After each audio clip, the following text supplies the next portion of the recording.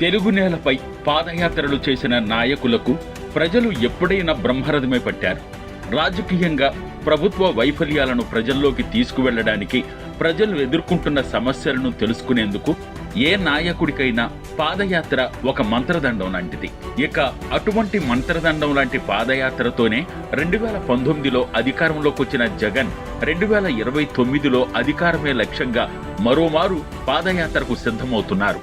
అయితే పూర్తి మెజారిటీతో గద్దెనెక్కిన టీడీపీ లేదా కూటమి ప్రభుత్వంపై ఇప్పటినుంచే ప్రజల్లో వ్యతిరేకత ప్రారంభమైందని జగన్ నమ్మకం.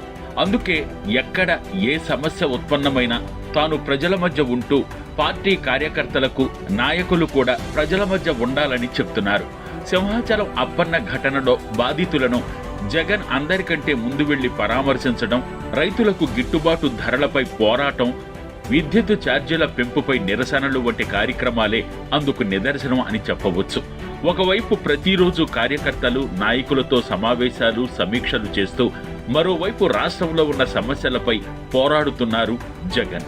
దీనివల్ల కార్యకర్తలు, నాయకుల్లో ఆత్మస్థైర్యాన్ని నింపి మళ్లీ వైసీపీకి పూర్వ వైభవాన్ని తీసుకురావాలని అనేక మార్పులు కూడా పార్టీలో చేస్తున్నారు.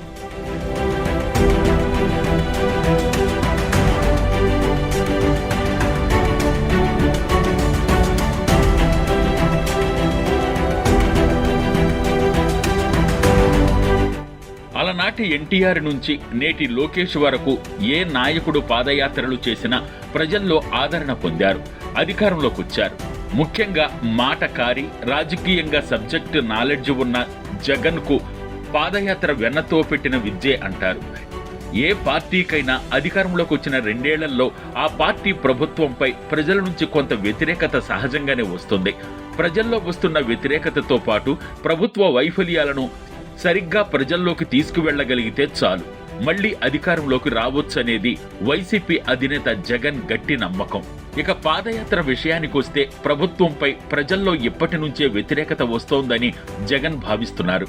ఎన్నికలకు ముందు ఆ వ్యతిరేకత తీవ్రంగా ఉంటుందని, పాదయాత్ర ద్వారా ప్రజల్లో సెంటిమెంట్ను రగిల్చి ప్రజల అభిమానాన్ని, ప్రభుత్వ వ్యతిరేకతను ఓట్లుగా మలచుకోవాలనేది జగన్ వ్యూహంగా ఉంది. కానీ 2019కి ముందు జగన్కు ప్రజల్లో ఉన్న క్రేజ్, అభిమానం వేరని, ఇప్పుడు ప్రజలు జగన్ని నమ్మే పరిస్థితుల్లో లేరనేది టీడీపీ, జనసేన నాయకుల వాదన. మరి ఇలాంటి తరుణంలో పూర్తిగా దెబ్బతిన్న వైసీపీ పార్టీని జగన్ ఏ విధంగా ముందుకు తీసుకువెళ్తారో వేచి చూడాలి.